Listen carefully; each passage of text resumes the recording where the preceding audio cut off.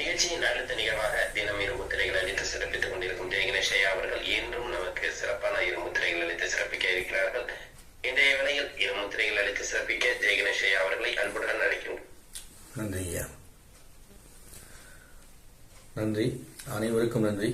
Gunabalan ஐயாவுக்கும் rotary சங்கத்துக்கும் இருக்கக்கூடிய அனைத்து அன்பர்களுக்கும் மிக்க நன்றி.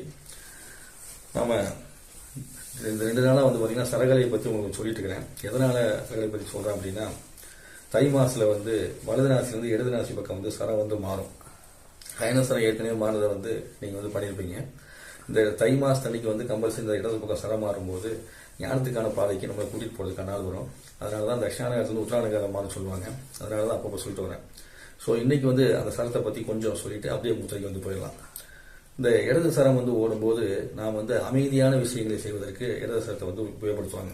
சரம் அறிஞ்சவங்க என்ன பண்ணுவாங்கன்னா, யார்கிட்டயாவது அன்பாகவும் அமைதியாகவும் அவங்களை வச்சுக்கணும், ஆப்போசிட் அமைதிப்படுத்தணும் அப்படின்னா தன்னுடைய இடது சரம் பகுதியில் அவங்கள நிக்க வச்சு செயல்படுத்துவாங்க. அதே ரொம்ப கோபமா இருக்காங்கன்னா சூன்ய பகுதியில் கொண்டு வருவாங்க. இடது பக்கம் சரம் ஓடிச்சுன்னா வலது பக்கம் சரம் ஓடாது. அப்போ ஓடாத பக்கத்துல ஆப்போசிட்டால் நிக்க வச்சோம்னா நாம சொல்றதை அவங்க கேட்டு செய்வாங்க. அதே வலது பக்கம் சரம் ஓடும் போது இடது பக்கம் சரம் ஓடாது. அப்போ ஓடாதப்போ அந்த ஓடாத போய் நிக்க வச்சு ஆப்போசிட் அவங்கள நமக்கு தகுந்த காரியத்தை சாதிக்கிறதுக்கான வேலை செய்வாங்க. இப்படி சரத்தை வச்சு நம்ம என்ன பண்ண முடியும், ஒவ்வொரு நாளும் நமக்கு தகுந்த காரியத்தை சாதிக்கிறதுக்கு பயன்படுத்துவாங்க. இப்பேற்பட்ட அற்புதமான கலை ரொம்ப முக்கியமான கலை. அந்த நேரத்தில் பாத்தீங்கன்னா இந்த சரம் மாறும்போது நம்மளுடைய இயக்கம் முழுக்கவுமே மாறும். அப்ப நீங்க எப்பயாவது ரொம்ப கோபமாக்கீங்கன்னா கவனிச்சு பாத்தீங்கன்னா கண்டிப்பா உங்களுக்கு வலது சரம் தான் ஓடிட்டு இருக்கும்.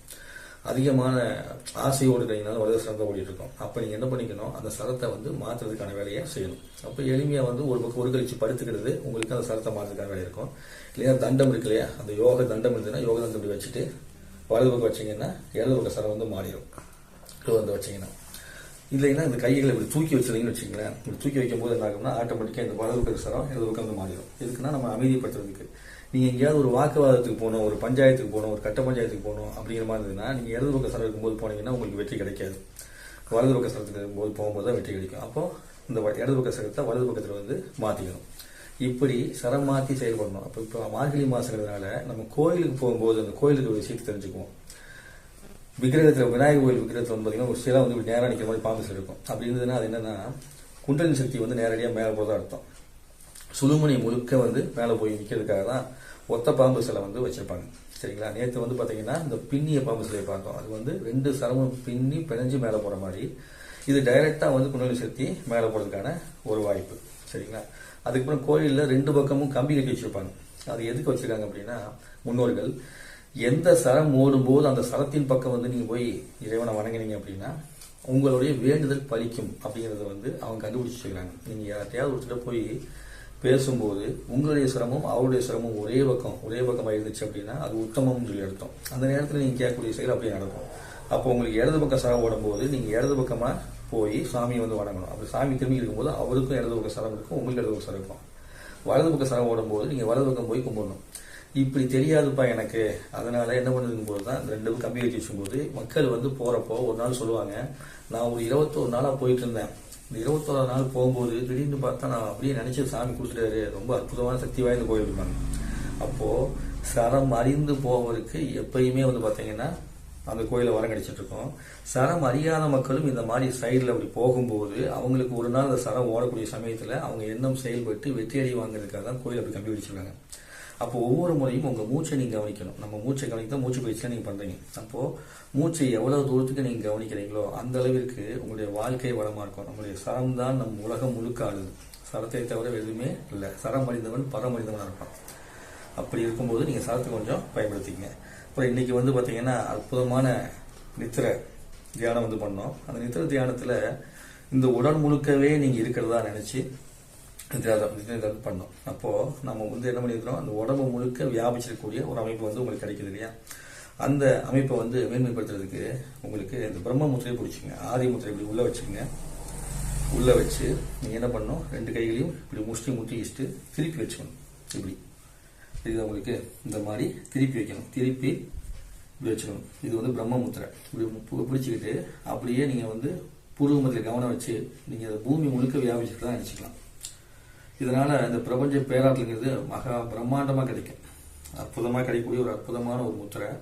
இதை நீங்கள் இப்படி வச்சுக்கிட்டு கண்களை மூடி உட்காந்து உங்கள் புருவமத்தில் கவனம் வச்சு அப்படியே இந்த பூமி முழுக்க இருக்கிறத நினச்சி பார்த்தீங்கன்னா ரொம்ப ஆனந்தமான அற்புதத்தை உங்கள் உடம்புல வந்து உணர முடியும். சரிங்களா? ஸோ அதுக்கு இந்த முத்திரை வந்து உபயோகப்படும். அதுக்கடுத்து குண்டலினி சக்தி எழுப்புறதை வந்து நம்ம வந்து பார்த்தோம். அதுக்கான முத்திரை இப்போ சொல்கிறேன், ஆனால் அது உங்களால் செய்ய முடியுமான்னு தெரியல. போக பயிற்சி எடுக்கும்போது செஞ்சுக்கலாம். கைகள் ரெண்டு இப்படி வச்சுட்டு கையில் விரிச்சுக்கணும், இப்படி கோர்த்துக்கணும், கோர்த்துட்டு இந்த நடுவில் நீட்டிக்கணும். இந்த 2 விரல் இருக்கு இல்லையா, இந்த 2 விரல் இது பண்ணி இப்படி வளைச்சி இந்த மோதிர விரலை உள்ளே கொண்டு வந்து இந்த ஆள்காட்டி விரலை பிடிச்சி வச்சுக்கணும். அப்புறம் இந்த விரலுக்கு பார்த்தீங்கன்னா இந்த விரலை கட்டை விரல் ரெண்டையும் உள்ளே போய் தொட்டு வச்சுக்கணும். உள்ளுக்குள்ளே இங்கே தொட்டுக்கணும். இப்படி சொல்லணும். இப்படி தொடும்போது இந்த முத்திரை வந்து இப்படி இருக்கும். இதை வந்து மிராய் படத்தில் கூட செஞ்சுருப்பாங்க. இது வந்து ஒரு குண்டல் சக்தியை மேலக்கூடிய முத்திரை. இதையும் மாதங்கி முத்திரைன்னு சொல்லுவாங்க. சரிங்களா? இந்த முத்திரையை நீங்கள் பிடிச்சிட்டு உங்களுடைய புருவ மத்தியில் இப்படி வைக்கணும். அப்படி புருவ மத்தியில் வச்சிங்க அப்படின்னா அப்படியே உங்களுக்கு அளப்பரிய ஆற்றல் நீங்கள் வந்து உணர முடியும். அப்போ அந்த ஆக்ஞாய சக்கரம்ங்கிறது அப்படி அற்புதமாக வந்து இயங்குவதை வந்து உணர முடியும். இது வந்து குண்டல் சக்தியை மேலே கொண்டு வருவதற்கான ஒரு அற்புதமான முத்திரை. இது தினந்தோறும் செய்யலாம். சரிங்களா? ஸோ இது செய்யறது மட்டும் கொஞ்சம் கஷ்டம். ஃபஸ்ட்டு முதல்ல கைகளை கோர்த்துக்கணும், நடுவரில் நீட்டிக்கணும். அதுக்கப்புறம் இந்த மோதிர விரல் சுண்டு விரல் லைட்டாக செட் பண்ணிவிட்டு ஒரு இது பண்ணி இந்த ஆள்காட்டி வந்து மோதிர விரலை பிடிச்சிக்கணும். மோதிர விரலை கவர் பண்ணி பிடிச்சிக்கணும். பிடிச்சிட்டு சுண்டு விரல் அப்படியே தான் இருக்கும். இந்த கட்டை விரலை மட்டும் உள் பக்கமாக வச்சு தொட்டுட்டு நீங்கள் வச்சுக்கிட்டீங்கன்னா அதுதான் அந்த முத்திரை. இப்படி வச்சு நெஞ்சுக்கிட்டே வச்சுக்கலாம். அதை விட இந்த புருவ மதித்து வைக்கிறது ரொம்ப ரொம்ப விசேஷமானது. இதை அப்படியே வச்சு அமைதியாக உட்காந்துருக்கணும். அப்படி உட்காந்துருக்கும் போது உங்களுடைய குண்டலினி சக்திங்கிறது ரொம்ப அற்புதமாக இயங்குவதை நீங்கள் வந்து உணர முடியும். தினந்தோறும் இந்த முத்திரையை 10 நிமிஷம் 5 நிமிஷம் செய்யலாம். அதில் முதல்ல வந்து பார்த்தீங்கன்னா சரம் இயங்குவது 3வது சரம் தான் இயங்கும். அந்த 3வது சக்கரத்தோட சரம் இயங்கும் போது அதுக்கு 600 மூச்சு கணக்கு. அது காலையில் சூரிய உதயத்துக்கு முன்னாடி தான் ஸ்டார்ட் பண்ணி அந்த சூரிய உதயம் முடிஞ்சு அப்படியே வந்து ஒரு 3/4 மணி நேரம் நடக்கும். ஒரு 3/4 மணி நேரம் அந்த சரம் வந்து நடக்கும். அந்த 3/4 மணி நேரம் நீங்கள் வந்து சூரிய உதயத்தை கனெக்ட் பண்ணி சூரிய உதயம் ஆரம்பிக்குது இல்லையா, அதுக்கு முன்னாடி 5 நிமிஷம் உட்காந்துருங்க. உட்காந்துக்கிட்டு நீங்கள் இந்த முத்திரையை பிடிச்சி கொஞ்சம் நேரம் வச்சுக்கிட்டு உங்களால் முடிஞ்சால் உங்கள் கணவர் வச்சுருக்கலாம். அப்படி முடியல அப்படின்னா இந்த முத்திரை கொஞ்சம் நேரம் 5 நிமிஷம் 10 நிமிஷம் வச்சுட்டு அப்புறமா உங்கள் கைகள் மேல் தூக்கி வச்சுட்டு புருவமத்திலேயே கவனம் வச்சு உங்களுடைய சரத்தை கவனிச்சிருந்தீங்கன்னா எந்தெந்த நாளைக்கு என்ன சரம் சொல்லியிருக்கேன் இல்லையா, திங்கட்கிழமை வந்து திங்கள், புதன், வெள்ளி, அதுக்கப்புறம் வளர்பிறை, வியாழன், இந்த 4 நாட்களையும் இடகலை சரம். அதுக்கப்புறம் ஞாயிறு, சனி, செவ்வாய், தேய்பிறை, வியாழன், இந்த 4 நாட்களும் வலது பக்க சரம். அப்படிங்கும்போது இன்னைக்கு வந்து வலது பக்க சரம் வந்து ஓடணும். நீங்கள் எந்திரிக்கும் போது பார்த்தீங்கன்னாலே சரியாக உங்களுக்கு சரத்தை ஓட்டினீங்கன்னா ஆட்டோமேட்டிக்காக வலது பக்கம் தான் சரம் ஓடிட்டு இருக்கும். அப்படி ஓடும்போது அந்த சரத்தை கவனம் வச்சுட்டு அந்த நேரத்தில் முழுக்க ஒரு 3/4 மணி நேரம் நீங்கள் வலது சரத்தை ஓட்டுற மாதிரி உட்காந்தீங்கன்னா அற்புதமாக உங்கள் உடம்புல ஆற்றல், அளப்பரிய ஆற்றல் கிடைக்கும். பெரிய சாதனை செய்வதற்கான வல்லமை வந்து உங்களுக்கு கிடைக்கும். இந்த சரத்தை நீங்கள் சரியாக ஓட்ட என்ன நடக்கும்னா உங்களுக்கான வாய்ப்பு உங்களுக்கு தேடி வந்துக்கிட்டே இருக்கும். சரிங்களா? அதற்கு இந்த முத்திரையும் உபயோகப்படுத்தப்படும். இந்த சரத்தை கவனிக்கிறது 4 உபயோகப்படுத்தப்படும். அதனால் நீங்கள் இதை பயன்படுத்திக்கங்க. சரிங்களா? ஒன்று வந்து பிரம்ம முத்திரை, ஆதி முத்திரை உள்ளே வச்சு இப்படி வச்சுக்கிறோம். இன்னொன்று வந்து பார்த்தீங்கன்னா உங்களுக்கு இந்த குண்டலினி சக்தி முத்திரை. சரிங்களா? இது 2ஐயும் பயன்படுத்தி எல்லோரும் நலமோடு வளமோடு வாழ்ந்து வேண்டிக்கிறேன்.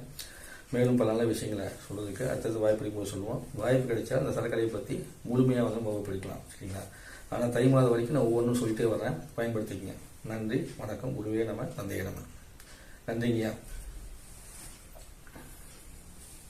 நன்றிங்கய்யா. இன்றைய வேளையில் அற்புதமாக நமக்கு முத்திரைகள் அளித்து சிறப்பித்து கொடுத்த ஜெயகணேஷ் அவர்களுக்கு அனைவரின் சார்பாக நன்றிகளையும் வாழ்த்துக்களையும் தெரிவித்துக் கொள்கிறேன். நன்றிங்கய்யா. நன்றி.